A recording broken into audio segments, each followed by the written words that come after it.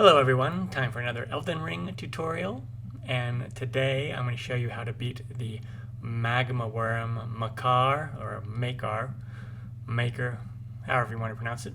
And here is on the map where this worm is located.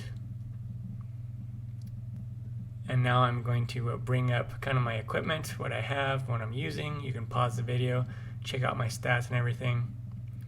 Fairly high level at this point, and my weapon is at +6. Okay, so I'm going to go ahead and drink a wondrous physic. It's one of my favorite flasks.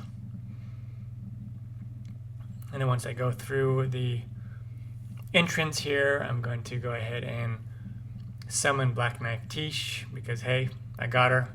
She's a little OP, but it doesn't matter. You got her, you use her.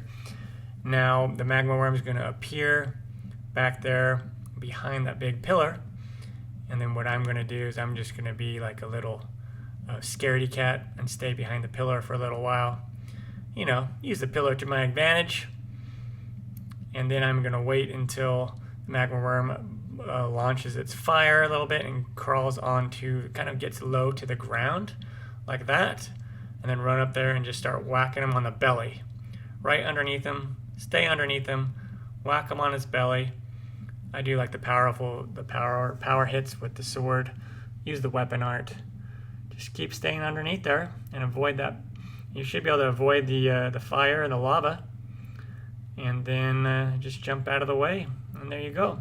Pretty much any summons will work to keep him busy. And then you get the Magma Wyrm skill sword and a dragon heart. So there you go. Hopefully this was helpful. Let me know in the comments.